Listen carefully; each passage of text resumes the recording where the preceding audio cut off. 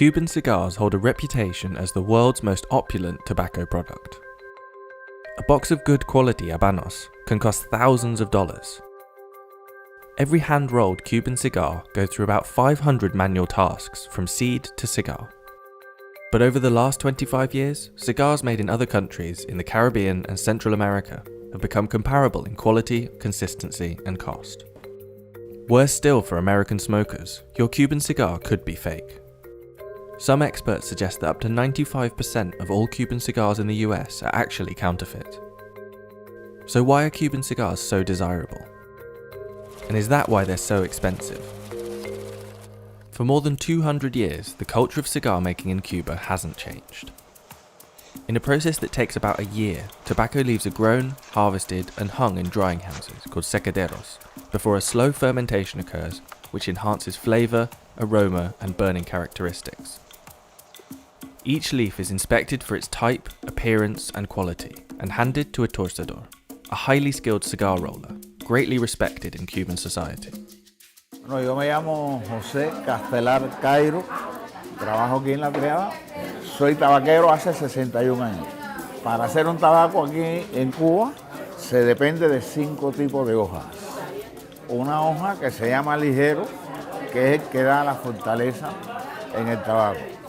Otra hoja que se llama seco, que es el de la aroma. Otra hoja que se llama volado, que es el que se encarga de la combustión dentro del tabaco. Le sigue el capote, que envuelve el ligero, el seco y el volado. Y la última hoja es la capa, que es la que viste el tabaco y le da la presencia del tabaco. The heartland of Cuban cigar production is in Pinar del Rio, the westernmost province of the island, where 70% of premium cigar tobacco used by state-run cigar companies is grown. Cuban tobacco growers claim that the fundamental influence on quality is the region's terroir, the unique environmental factors that affect a crop. Lo primero para considerarse el mejor tabaco del mundo es que hay 4 factores que lo hacen único en el mundo, y es el suelo donde se cultiva, el clima de la región donde se cultiva, la mano del hombre y la variedad de tabaco negro que se utiliza.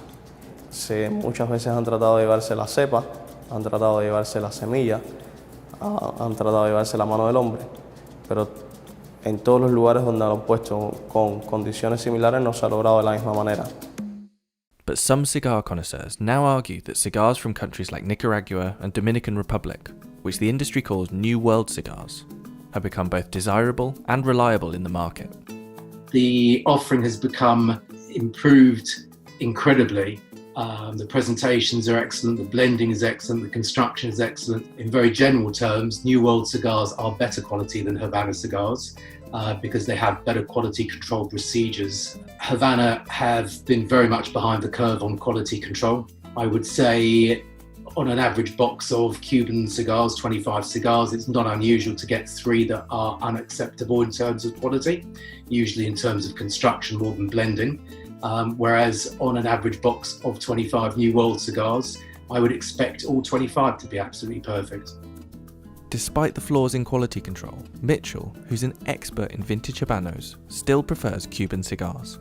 I would say I smoke 8 Havana cigars to 2 New World cigars, and I absolutely adore Havana cigars. However, I very much appreciate New World cigars as well. It's nice to mix it up because there really isn't better, there's only different. So, you know, it's not a case of Cuban cigars are the best. They're the best for me, they're the best for a lot of people, but 40% of our customers, the best is New World for them. So it's just personal preference. In addition to quality, there are a few fundamental factors that determine the price of all cigars. Firstly, the size. Measured in both length and diameter, generally speaking, the larger the cigar, the more expensive it is. Secondly, the vitola. Differently shaped cigars which take extra time and consideration when rolling. Thirdly, the age. The longer a cigar has aged, intensifying the depth of flavour and aroma, the more precious it becomes. But lastly, and most importantly, is the branding. Habanos is the corporation part owned by the Cuban government that controls the worldwide commercialization of all Habanos cigar brands. All Habanos cigars are made in Cuba, but not every Cuban cigar qualifies as a Habano. The state-owned company issues protected denomination of origin approval for a selection of brands whose cigars it claims are manufactured to the most stringent quality control standards. To protect against counterfeiting, Habanos only exports to selected companies in each country. The only nation it does not sell to is the United States, which hasn't allowed the import of Cuban cigars since the 1962 embargo actioned by President John F. Kennedy, who just hours before signing the decree banning all Cuban products from the United States, ordered his press secretary to buy over 1,000 Cuban cigars. Not only did this ban increase the desire for authentic Cuban cigars for American smokers, but it also created a booming black market for smuggled and counterfeit cigars. There's just so many fakes around in the US. You can't buy Cuban cigars and get them shipped into America. It's illegal for the Americans. And therefore, I don't know where they're buying from, unscrupulous people. Maybe the fake situation has declined a little bit since Obama opened up that you could travel, purchase Cuban cigars and bring them in personally if you've been on holiday somewhere. You know, I think you can bring in up to $800, I think. And above that, you can bring in whatever you want and pay a very small amount of duty. So it may have improved slightly, but I would say probably 95% of the cigars that are supposed to be Cuban cigars that I've observed quite simply are very bad fakes. Despite being the only country that cannot legally import Cuban varieties, the US is still the top cigar consuming country, by a considerable margin. The cigar industry has grown substantially worldwide in the last 20 years, and researchers previously predicted the market would reach $21 billion by 2025. But cigar traders have long questioned Cuba's supply capabilities, an issue made even more problematic amidst a global pandemic.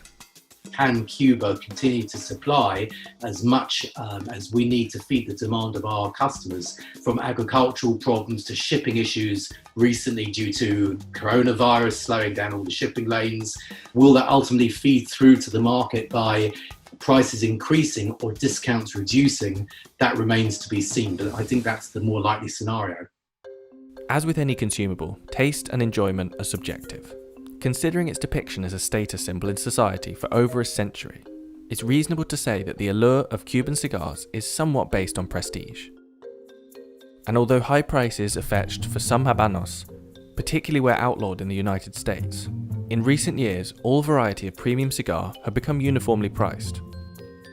Nonetheless, despite an increasing appetite for cigars from other countries, some connoisseurs will insist that the most authentic smoke comes only from Cuban cigars.